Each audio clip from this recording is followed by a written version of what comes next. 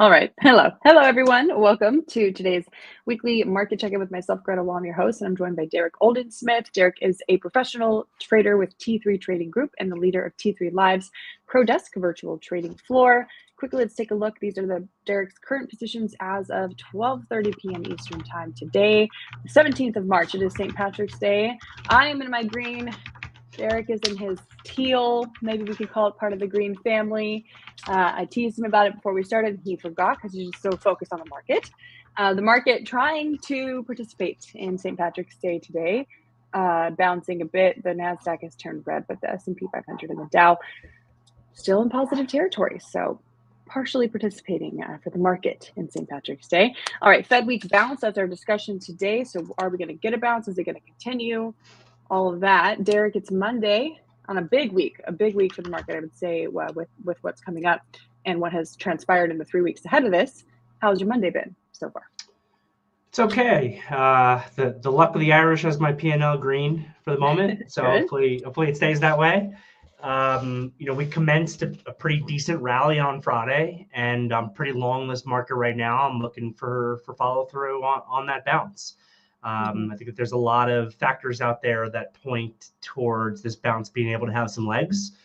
Intraday today, we're running into a little bit of resistance on the ADMA on the daily for the SPYs and the Qs, which makes a lot of sense. We are a lot off of our low in a short period of time. Friday's move higher was massive, but at the same time, we just had one of the fastest market corrections, over 10% in history. So I do think that there's room for this market to bounce to the upside. At a minimum, I think the downside should be cushioned a little bit because a lot of the forced selling that I was expecting to come in starting on that February OPEX is behind us now. And in fact, if we can get a rally here, I think that there are some forced buying dynamics that would feed on itself into that up move. But we actually have to break higher in order for that to have the catalyst that creates that further price action. So I think that the high of the day today from the S&P and the NASDAQ is really important. If we can break through those highs and really get above the ADMA on the daily chart for those indexes, I think we could get a pretty vicious snapback rally to the upside, especially if the Fed's able to help at all come Wednesday. And then when we get that, it'll be a good time to reassess on whether it's a shortable opportunity or just an opportunity to be booking some profit on some of these longs. All right, when you and I talked last Monday, you had already flipped, or not flipped, but you had already put on a lot of longs in preparation for what has definitely happened at this point. Wednesday, I know in your live stream with Mike, you had nicknamed yourself Derrick Longsmith, right? Because you were ready to be long this market. I would guess you probably endured a little bit of pain last week with those longs ahead of the rally we got on Friday. How'd you navigate? If you were a bit early on that flip, how did you navigate that environment to get yourself in a good position for Friday and today? Yeah, so I was definitely a little bit early. I jumped the gun a bit, which I'm known to do from time to time. It was the downside extension in the market was so extreme when you and I were speaking a week ago that even though my thought process... Do you want to pull up charts to look at where we were? Sure. I can add your charts in right now. There we go. Sure. So the downside extension was so extreme Monday a week ago when you and I were talking that even though I felt that the evidence pointed towards a bounce happening starting later last week or potentially early this week, I jumped the gun a little bit just because the extension of the downside was so extreme. And you're 100% correct. I endured a little bit of pain, particularly on that Thursday when we closed at new lows. That was certainly not fun for someone who by that point had switched to 100% long, looking for that bounce. I have rules for my trading. They're not necessarily rules that I advise for every trader that's out there. You have to have a risk management approach for the market that makes sense for you. But for me, I make sure that my positioning is appropriate enough based on my account size that I don't really ever want to be forced to liquidate into the degree of extreme downside extension that we actually had on Thursday. So I endured a little bit of pain as I was waiting for this bounce to begin by getting long a little bit too early. Thursday closing at new lows was once again scary. But personally, I had a lot of confidence that we were going to be able to get a bounce back as the flows switch. Historically, the buy flows come back into the market on March 14th. Not a coincidence, I don't think, that we saw a bounce back finally occur on March 14th, on Friday of last week. So I'm not selling my long positions in, I don't know, on Thursday. We traded below SPY 550 with the ADMA at 566. We had $16 of downside extension off the ADMA, more than that. And that's just off the ADMA, which I describe as the lower band of equilibrium technically for the daily chart of the market. 21 EMA is even significantly more above that.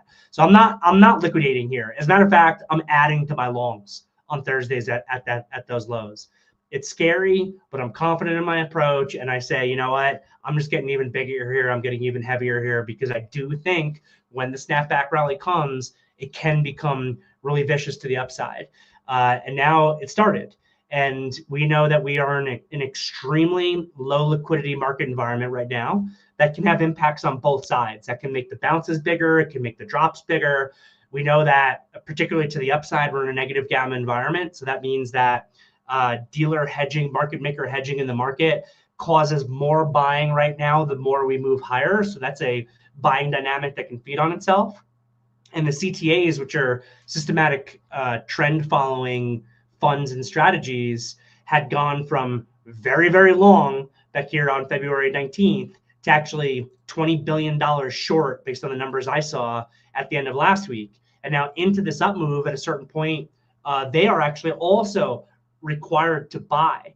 So you have some potential forced buying now into an up move that can feed on itself at a time when everyone, and honestly probably for good reason, has become extremely, extremely bearish. So for me, I think that this is a market that's ripe to give one of those, I keep using the term, even though it's not the most ideal term, bear market rally, because it's not the best term to use because we're not in a bear market, right? We're in a market correction. But the price action and the way that we sold off and the speed in which we sold off, it feels more like I'm trading bear market type price action right now. So what do we know? We know that the biggest up moves in the history of the market occur within bear markets.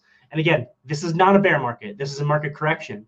But the speed of this correction being, I think, the fifth biggest one over the course of the last 75 years, going back to 1950, I think can allow for one of those big bear market type rallies and snapbacks, where right now, like I mentioned, we're running into some resistance here at this ADMA, which is my blue line for the SPYs and the Qs. But I think that if we can clear through this and we don't get any new bad news shocks, which is definitely not something that I can't promise, that this market can extend to the upside beyond where people would expect. I would be not surprised at all if people who missed out on the short move on this down move, which I certainly didn't, and my team didn't because we were calling for it. But I wouldn't be surprised if the people that missed out on that are like, okay, I finally got a bounce back. Let me start shorting. And those people might have to kind of get hurt before this market actually gives at least some sort of short-term top. So for the moment, I'm looking for the SPYs to continue really to at least 570. But honestly, I wouldn't be surprised if that bounce back continues to 580 to 582. I know it's a very big range, but it's still a good bit higher from where we're trading right now.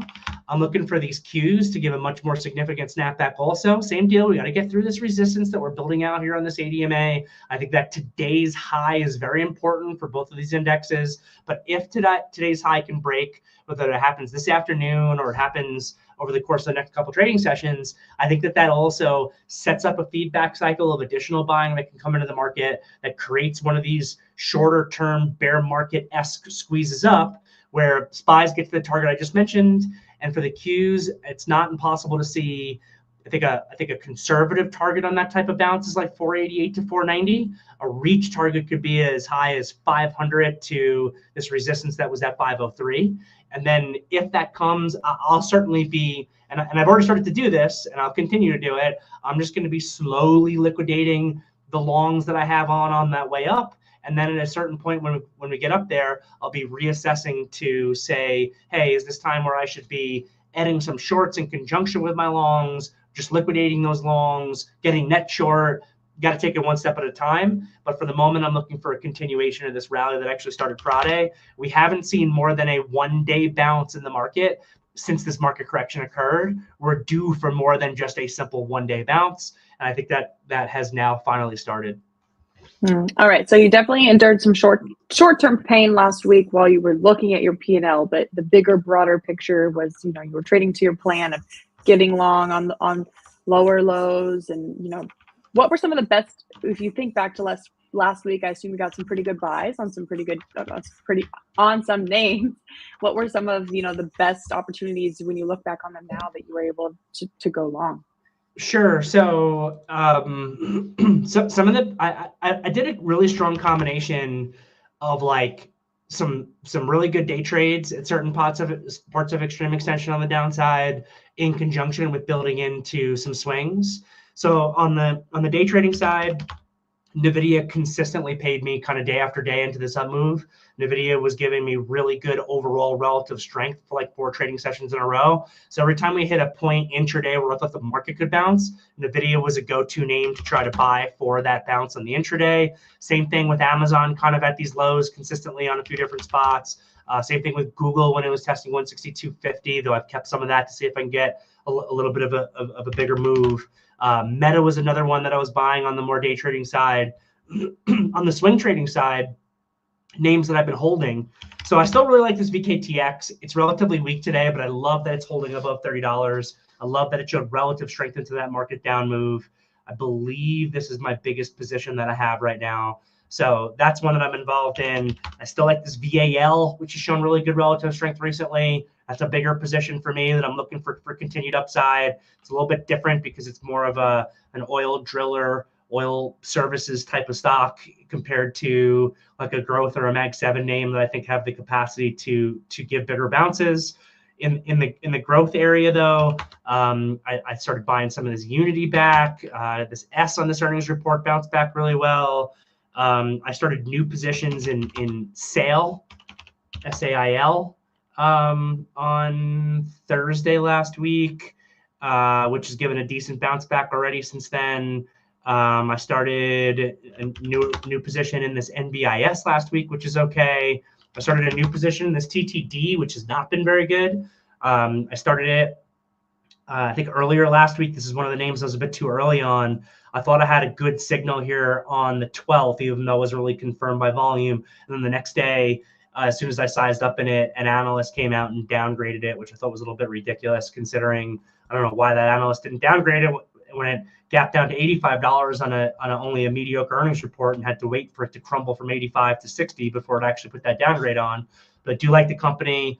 Maybe there was a little bit of capitulation on Friday. It was very relatively weak on Friday, but I think that was still a hangover from the downgrade. So I'm looking for this thing to bounce back to 60, 65 at a minimum, and I'll kind of take it from there. So now I've got 26 long positions on right now, and just the one short. Actually, I just got out of the Palantir short while we've been talking. I got my final bid filled. So actually, I have 27 longs on and 0 shorts right now. So, it's a pretty wide array of names on that bigger picture that I'm looking to take advantage of. But, in these bigger market moves, it always starts with the indexes for me. If I'm right on the index level, then I'm going to be right on my individual stocks. PayPal is another one. They got a good position in now. I like this thing a lot if it can really start clearing above this like $69 to $70 area. But yeah, like I was saying, start with the market and then break it down. I would not have these long positions on in these stocks that I was already in and that I started last week if I didn't believe that the market could give kind of continued further upside from here. Mm-hmm. All right. So looking current market, S&P fairly green, the Dow up, NASDAQ hitting, as you mentioned, some resistance and having some trouble today. Obviously, the engine of the Qs is the semis, and NVIDIA being the leader of that. It's NVIDIA's GTC AI conference this week, starting today, running through Friday. The keynote is tomorrow morning Pacific time, 10 a.m. Pacific time, 1 p.m.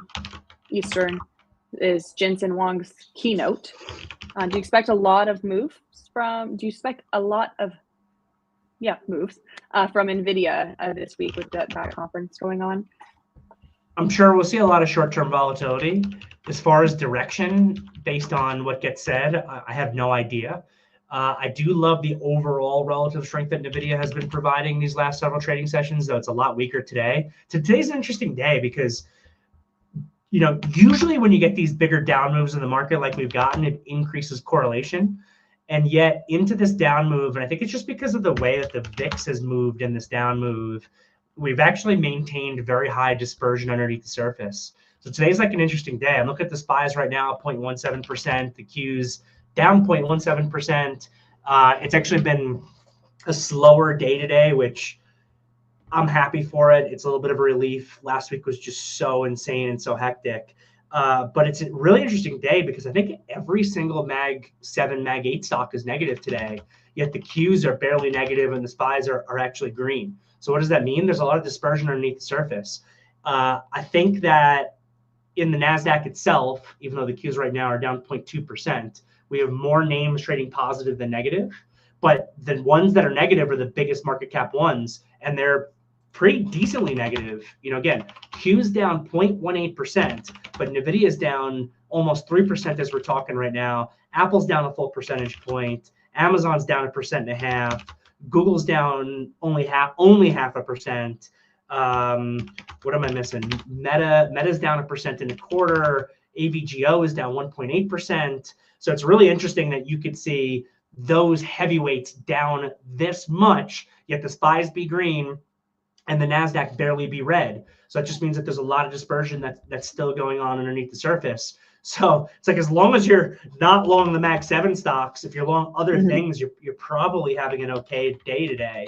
And I would kind of expect that to continue, but it's very different than some of the other more bear market sell-offs that we've seen. I know that was a little bit of a tangent off of your initial question, No, good stuff. which was related to NVIDIA. But when you mentioned NVIDIA, it just brought back to my brain how interesting is it to see NVIDIA down? Because maybe 3%. Not NVIDIA and the semis probably at this point aren't the entire engine of the Qs, because things have definitely dispersed more into other names. Yep, the market, like it always does, is changing and evolving as we speak.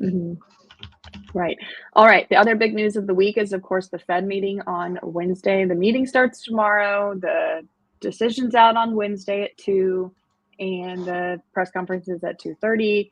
I mean, they're not cutting rates. We know that. So obviously the focus is 2:30, Powell's presser, and what he has to say and how he answers questions and the little nuances that the market reads from every little comment he makes. Obviously, you can't predict what's going to happen and how the market's going to react. But when you look at this week's Fed meeting, what do you feel like are the things the market is focused on to hear what Powell is going to say? Like, what are the things that the market wants to hear about? Sure. So we're not getting any interest rate move on Wednesday from the Fed. That's pretty much all but a certainty. I think that anyone that's expecting a lot of clarity to come from the Fed on this coming Wednesday is going to be disappointed. So most likely that's just going to lead to a lot of volatility intraday in the market. We are getting an updated summary of economic projections, which I think is important for this meeting, because obviously that's the future look for the market. That is the interesting part, because the Fed, what the Fed is basically doing, from my understanding, and my partner Pat in his note this morning had some great information about this. What the Fed basically does is they have economic models that they use to try to project the economy into the future, to help them have an understanding of what actions they need to do in order to maintain their goals, which is to have employment and steady pricing, right? That 2% inflation goal, while maintaining a low unemployment rate overall for the economy. And the models that they are probably building out right now probably lead towards stagflation, which is, when you think about the policies that are being enacted right now that impact the economy, they basically point towards, well, these are inflationary policies, but they're also austerity policies, and tariffs create inflation, but austerity creates economic slowdown. That combination basically is stagflation. The administration obviously is insisting that is not what is going to occur, and that everybody just needs to be a little bit patient, and that we're going to still have a really strong economy once we get through some growing pains here. Obviously, it's to be seen whether or not that's correct. But pretty simplistically, if the Fed is just having models to create their forecasts, those models can't be looking good right now. So it'll be interesting to see what they actually say. I actually, even though on the logical surface of it, when you think about these policies, they are stagflation in nature. I actually don't think that's what's going to occur. I actually think that the growth slowdown from the austerity is going to offset any inflationary impacts, generally speaking, from tariffs, which isn't necessarily a good thing. But I don't necessarily agree with what an economic projection that comes from the Fed might say either. But if they are just being straightforward and inputting into their models, that's probably what the models are showing right now. So it'll be really interesting to see the Fed's economic projections and the language that are around it. But I'm sure that the language around it is just going to be, hey, we are cognizant of this, but it's something that we are watching and we're in wait and see mode before we actually take any real action. Jerome Powell's favorite words, data dependent. I feel like we'll hear that quite a bit tomorrow. We'll read it, we'll hear it. Not tomorrow, Wednesday. It's only Monday from him this week. All right. When it comes to this week, you've said, obviously last week you started getting long. Right now you're still long. We showed your positions at the beginning. It was 20 some long positions. You're definitely on the long side of the market. What are some of the setups that you like right now, right here, to possibly add to your portfolio? Cool. So popping over to the charts here again real quick. As a very general rule, I do not like new longs and new buying into a declining ADMA, which is exactly where we're sitting literally on a declining ADMA on the daily chart right now. As a general rule, I do not like that. For me personally, I'm probably too long. So I'm not putting on any new long exposure right now. If anything, what I'm doing is I'm using the sub move. I already have started to use the sub move to slowly piece out of those longs and book some profit. And I am expecting, as I mentioned already, upside continuation where I will be able to continue to do that. But what I said to the team this morning, like for me personally, I have to manage my own risk in my own portfolio. I'm not looking to put new longs on. And generally speaking, I hate the idea of buying into a declining ADMA in a weak market. It typically sets you up for a really bad risk reward. But the spread between this 8 and 21 EMA has become so wide that if there is the possibility of what I'm thinking, which is a move to at least 570 in the SPYs, if not a reach target of as high as 582, that even though we have now bounced back $15 into this declining ADMA off of lows, there actually may still be opportunities to be able to put longs on here where you can have a good risk reward. If you can find ways to be able to be long, for example, I'm just kind of making this one up on the spot. If you are long versus the day low today, which is right now we're trading at almost 565, low of the day is 562 spot 35. So if you came in right now and you are putting on $2.5 of risk, let's just say on the SPYs, which really isn't the way that I would manifest this trade, but it's just an example. You have the potential reward profile of $5 to 570 or $17 to that upper target band of 582.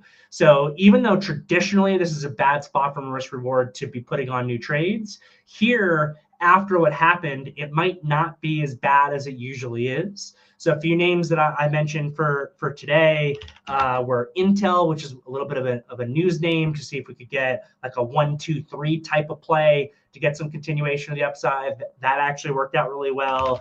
AMD was one that we were looking at. If this AMD could clear above like this 102-ish area that had been some resistance, we could get some continuation in this thing to 107 to 110. Those worked out really well. I did also have some Mag 7 names on my list to see if they could give continuation, but that's 100% where the relative weakness is, and that's not working. I thought that Amazon maybe could give like an inside and up through this ADMA with continuation if it gets some market help. But again, like we just were saying earlier, the dispersion that's out there means that all of these Mag 7, Mag 8 stocks are actually nicely negative and relatively weak, even though the Qs are holding in. So that has not been the trade to go after. But you can't really know that ahead of time necessarily, and that's why you put trades on that have risk reward and a probability of success. And you might get an Intel and an AMD that worked, and you might get an Amazon that fails. And hopefully, if you've got good game planning and good execution, the two trades that work more than make up for the one that fails. That's the way you want to be positioning yourself in the market. So I do think that there are opportunities here actually to still get long, even though we are trading traditionally in an area that I don't like new longs. And I still think, like I was saying earlier, if either today, this afternoon, or over the course of the next couple of days, we can break through today's high and start to really hold above and close above this declining ADMA on the daily, I think that sets off that feedback cycle that I was talking about that can lead to more buying, that can actually take me to the targets that I'm looking for. All right, when it comes to this market, even in that, I mean, all that down move, the last, what was it, 2.5 weeks, had some pretty good like intraday pops here and there.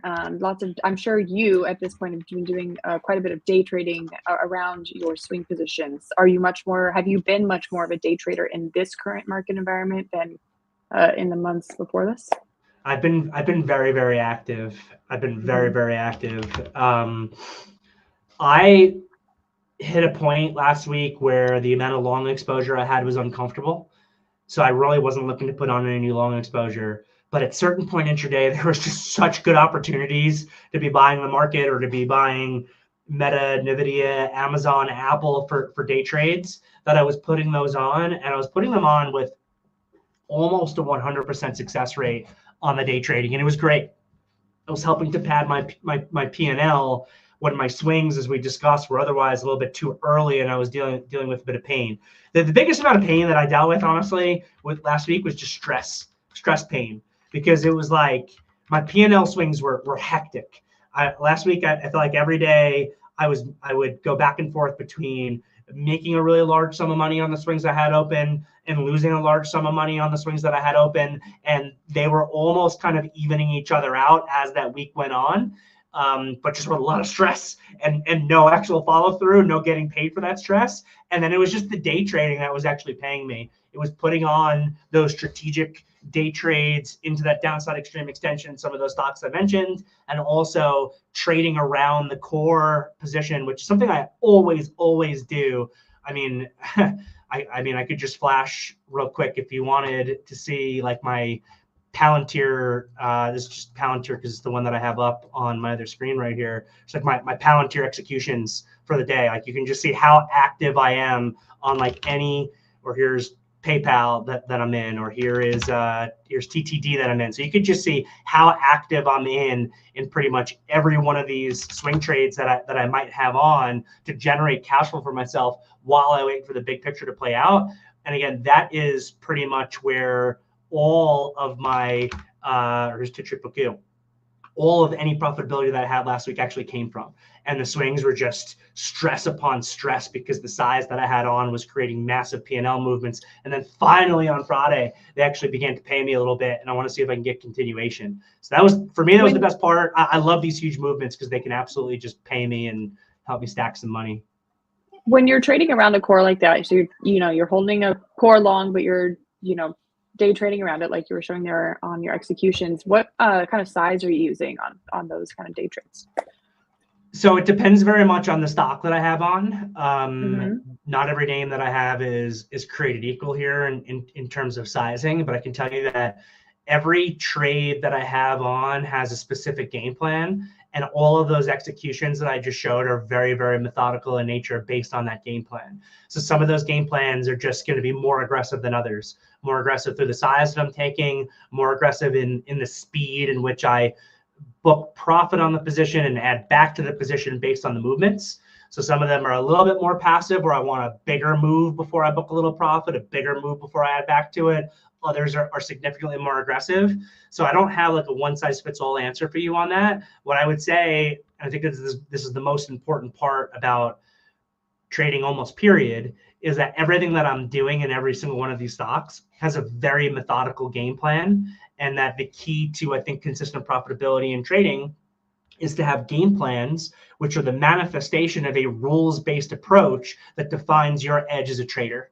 So that's what it is for me. I've got these very, very specific game plans that I've developed based on what I perceive as my edge in the market, what makes me money. And then I am just as disciplined as I possibly can be in following them day to day. And what that means to me is that I know that I'm going to have days where I make money. I know that I'm going to have days where I lose money. I had both of those last week. I had negative days, I had positive days, but I know that in the long run, when I go back and look at my entire year's worth of trading in 2025, these numbers are going to work out in my favor because they're based on game plans that are based on an edge that is soundly rooted in risk reward and probability of success. All right, good stuff. All right, there you go. All right, I want to let Derrick get back to trading because, like I mentioned, he is a real professional trader with T3 Trading Group, and as he's mentioned, he's been trading while we've been talking here, so I'm gonna let him get back to focus on that. You go to t3live.com/DOLive to get Derrick's free ebook about prop trading, benefits of prop trading. If you become a prop trader with T3 Trading Group, you do work directly with Derrick himself and his team in the Pro Desk virtual trading floor. Lots of really great traders there, and him and Pat run the room, and good stuff. So Derrick, have a great rest of your day, great week. I hope your thesis comes to fruition for you and others who are obviously long. Many people are long this market. So I hope it works out. I hope the Ides of March are upon us all for a green P&L for the week. So Derrick, have a great rest of your day and week. Everyone else, thank you for joining us, and I'll see you next week. Thanks, Greta. Happy St. Patrick's Day. All right, bye.